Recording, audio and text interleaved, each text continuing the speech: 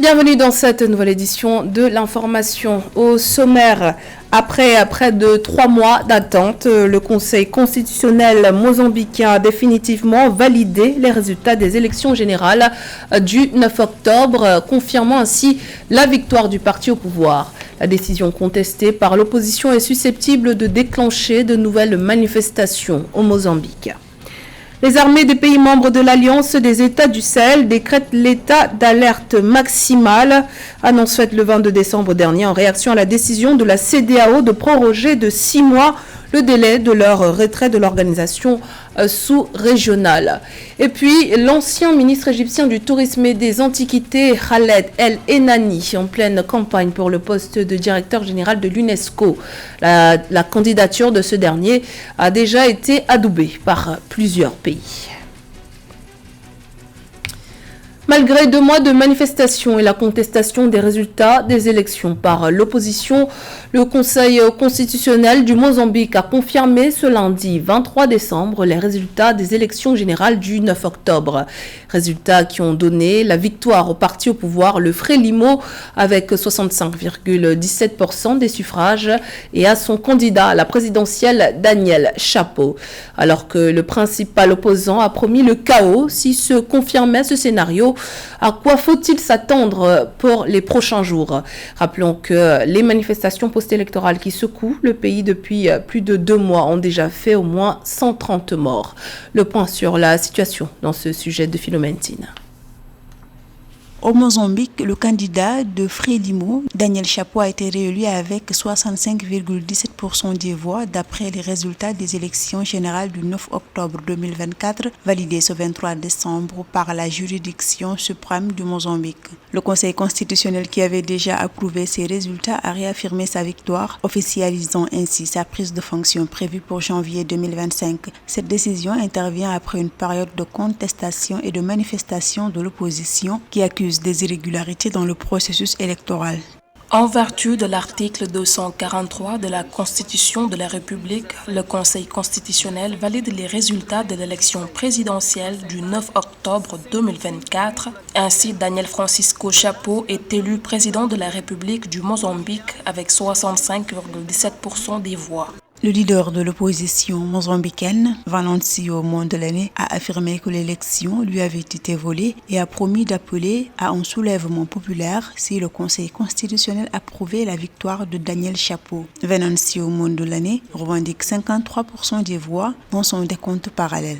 En deuxième position, Venancio Mondlane a recueilli 24,19% des voix. En ce qui concerne les élections législatives, le Frélimo a obtenu la majorité absolue, garantissant 171 députés. Le climat post-électoral a été particulièrement tendu au Mozambique avec des affrontements violents entre manifestants et forces de l'ordre. Depuis octobre 2023, au moins 130 personnes ont perdu la vie dans ces émeutes, selon les données recueillies par l'organisation de surveillance de la société civile Plataforma Décidée. En outre, le Frélimo, au pouvoir depuis l'indépendance du pays en 1975, continue d'exercer une emprise significative sur la politique mozambicaine.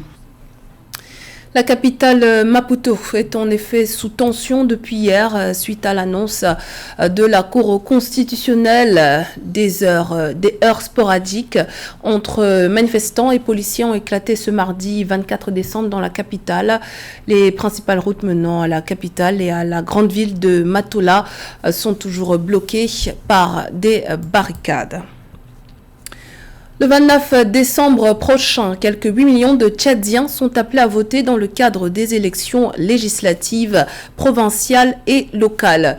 Le chef de l'État, Mahamat Idriss Déby Itno, a appelé la population à participer activement au scrutin auquel prennent part quelques 179 partis ou regroupements politiques avec 718 listes et 1321 candidats pour 188 sièges au Parlement actuellement contrôlé par son parti, le MPS.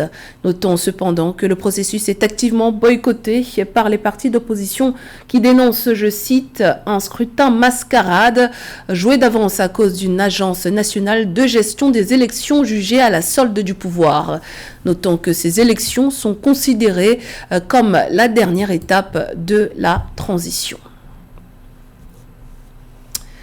Les armées des pays membres de l'Alliance des États du Sahel sont désormais en état d'alerte maximale. Une décision prise et annoncée ce 22 décembre dans un communiqué signé par le général d'armée Assimi Goïta, président de la Confédération des États du Sahel. Cette décision fait suite à l'annonce de la prorogation de leur retrait de la CEDEAO jusqu'en juillet 2025. Décision que le Burkina Faso, le Mali et le Niger dénoncent et jugent unilatéralement. Fatma Niang. Le 22 décembre 2024, le président de la transition du Mali, Assimi Goïta, a annoncé que les armées des pays membres de l'Alliance des États du Sahel sont en état d'alerte maximale face aux menaces croissantes, notamment des groupes terroristes soutenus par des puissances étrangères. Cette décision des autorités de l'AES fait suite à l'annonce de la prorogation de leur retrait de la CEDEAO de janvier à juillet 2025 par l'organisation régionale lors de son dernier sommet tenu le 15 décembre 2024. Avec la décision de proroger la sortie des États du Sahel de la CEDEAO, les chefs d'État veulent prendre leurs précautions afin de ne pas se faire prendre parce qu'ils savent très bien que les opérations de déstabilisation, surtout venant de la tutelle étrangère, notamment la France, sont constantes dans cette guerre-là contre le terrorisme. Les pays de l'AES dénoncent la prorogation de 6 mois de leur retrait de la CEDEAO, qu'ils jugent unilatérale et qui ne sauraient les lier selon leur communiqué. Cette situation intervient dans un contexte de tensions croissantes avec des acteurs extérieurs, notamment la France et certains pays de la CEDEAO, qu'ils jugent complices de manœuvres déstabilisatrices. Et aujourd'hui, les États du Sahel doivent évoluer pour que la fraction ou le divorce entre la CEDEAO et les États du Sahel se passe sans anicroche. Ayant réitéré le caractère irréversible et immédiat du retrait du Mali, du Burkina Faso et du Niger de la CEDEAO, le Collège des chefs d'État fondateurs de l'AES a décidé de faire de l'espace confédéral un théâtre unique d'opérations militaires. Cette mesure vise à centraliser les efforts militaires tout en permettant une coopération accrue entre les armées nationales. Les dirigeants ont également appelé les populations à la vigilance et à la dénonciation des actes suspects pour soutenir les forces sécuritaires. Le torchon brûle certes entre l'AES et la CEDEAO, mais certains pays membres de l'organisation sous-régionale, à l'instar du Bénin, entendent poursuivre leur coopération avec les États de l'Alliance sahélienne. C'est du moins ce qu'a affirmé ce mardi 24 décembre le chef de la diplomatie béninoise, Olusegun Adjadja Bakari, qui prône le vivre ensemble malgré les divergences d'opinion. Coopération bilatérale. L'Espagne salue les efforts du Maroc en faveur du progrès et la stabilité régionale. S'exprimant lors du congrès de l'Internationale socialiste qui s'est tenu ces 21 et 22 décembre à Rabat au Maroc, le Premier ministre espagnol Pedro Sánchez a souligné l'excellence des relations bilatérales entre le Maroc et l'Espagne, qu'il a décrit comme deux pays frères et voisins partageant des projets communs et une vision convergente face aux défis globaux. Le responsable espagnol a souligné que son pays demeure une porte d'entrée stratégique pour le Maroc dans le projet politique européen. Philomentine.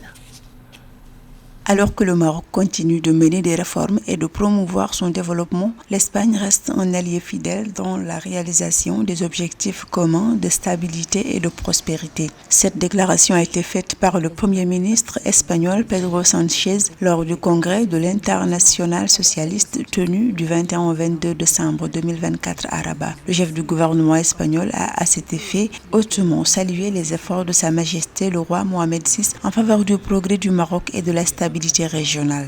Dans le contexte mondial actuel marqué par un climat de tension et d'incertitude, les travaux du Congrès de l'Internationale socialiste ont tenté d'examiner et d'aborder des solutions progressives pour un monde en mutation.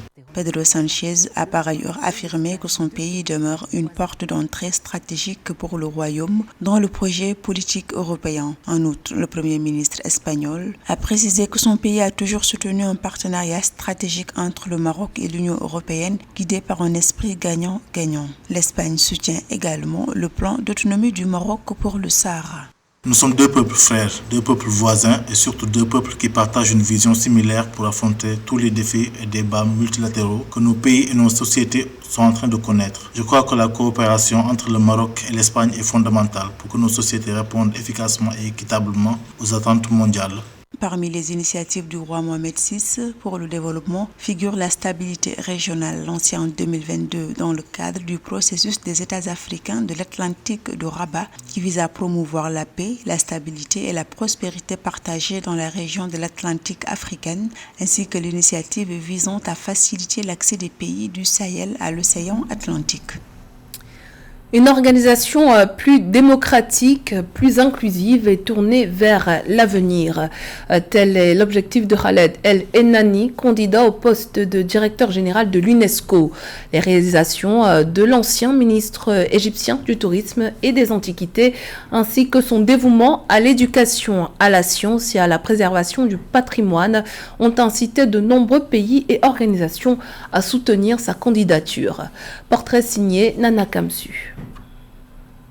Khaled El-Nani, ancien ministre égyptien du tourisme et candidat au poste de directeur général de l'UNESCO, a présenté depuis le 20 avril 2024 des projets visionnaires pour l'Afrique et d'autres continents s'il est élu directeur général de l'institution. En ce qui concerne la campagne de nomination, la France et le Brésil ont officiellement annoncé leur soutien au candidat égyptien. En plus des autres pays qui avaient déjà soutenu la candidature égyptienne, le Conseil exécutif de l'Union africaine lors de sa 44e session en février 2024 et le sommet arabe lors de sa 33e session en mai dernier ont tous approuvé sa candidature.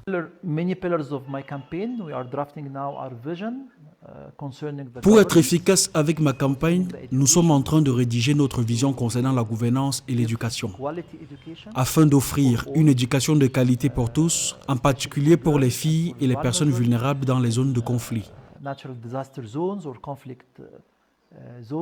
Pour faire amende honorable, Khaled El-Nani a passé en revue les résultats de tournées intensives récemment organisées par le Premier ministre des Affaires étrangères égyptien qui ont inclus plusieurs pays africains, asiatiques, européens, latino-américains et au cours desquels il a rencontré des hauts fonctionnaires en vue d'écouter les priorités des différents pays dans les domaines d'activité de l'UNESCO.